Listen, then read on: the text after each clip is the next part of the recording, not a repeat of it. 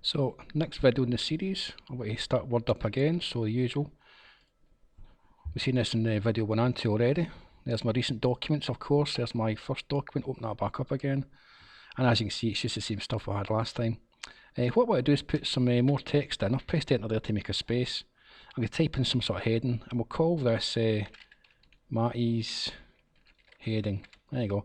And then further down there, maybe say in another location, how about Matty's subheading. You notice there's bits of red there underlined. That just says, I'm not sure if you spelt that word correctly. What you can do there is go back over there and fix it. I'm not going to bother because I like the way it looks. It's coming up as red as an error, but in reality I don't see it as an error at the moment. Looking along here, this first heading, I'm going to highlight it. We've seen that already, how to highlight things. Instead of copying and pasting and things like that, I'm going to go over here and look at these sections. Right? Some of these things say things. That one says title. If I click on title, it's changed the way that looks. If I click on heading 1, again it's changing it. Heading 2, all these different little things here that change it about to different things. So I'm changing that to say, let me see what we pick on. There's lots of stuff in here. Title again. There you go. Notice that little drop arrow. Lots of things in there.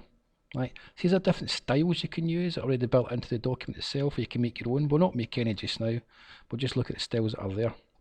Now when I click away from there onto somewhere else, right, and then click back again, it highlights the part that says title. So it's basically saying this is this sort of title style. When I click away, it's not the title style. Okay, I'll change this one as well to a different style. Just click on the list, see what's there.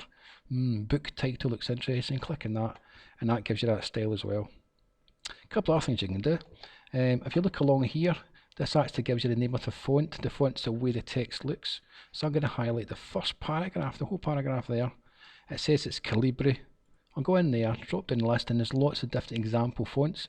And as I move up and down the list, you see the text is changing, the area I've actually highlighted. So I'll change this to Adobe Hebrew. Now if you look at that there, it does look slightly differently from the next paragraphs. It says different type of font. In the next paragraph, I'll change that too. It says Calibri 11. 11 means the size. Let's make it bigger. As you can see, straight away it goes really big. Make it smaller, or even smaller than that. So there's lots of ways of changing the actual size of the text.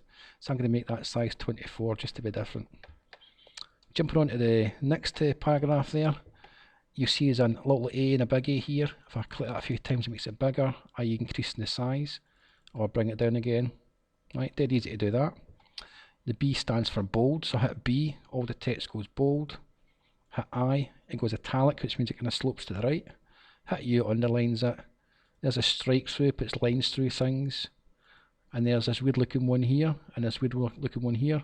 Superscript and subscript, all very strange stuff to play with, isn't it? So I make that bold, italic, underline, strike through, and that one there. So it's very hard to see as well. Let's make it bigger. So you can mess around with text as much as you want. Just whatever piece you highlight is the piece that changes. So I'll highlight my name there. I can play with those things if I want to, but I'll change it to something else. In here you see an A with a little sort of colour bar there. Click on the drop arrow and change the colour of the text. So if you got a colour printer, that means that'll print out in some sort of shade of blue. I'll highlight something else, a bit says name there. And this area here is highlighters. If you look at that there, it highlights the text. So if you want to highlight some text like that, it basically makes the backdrop a different colour. Very easy to use these tools. You find this one that says A there, that's a bit different. I'll highlight some more text. I'll highlight the word Matty. And I'll select the little drop down there. And look at this, it's giving you really fancy effects for text as well. So if you want to make it look a little bit different, you can pick one of these, or you can customize it by clicking on different options down the side. I'll pick that one there. I kind of like that, make it a lot bigger as well. I'll go back into it, and I noticed a few things in there, things like shadow. See, there's a shadow on the A, right? See it moving about? Just pick the one you like. Keep going, see what else you want to change. There's one that says glow. Well, there's a nice little glow effect you get from the outside of it. And then back in again, just messing around a little bit here now. There's quite a few things in here. Let's see what one I like the best. I don't really like many of them. What I'll do is I'll go to outline and see what we can do there. This one says wait, and look at that there. It's the outline of the text round about the word. See that kind of blue? It's like getting thicker. Dead easy to use. Of course I need to save this again, so I'm going to click on the little disk to save it. And of course I'm going to close down Word because I'm finished.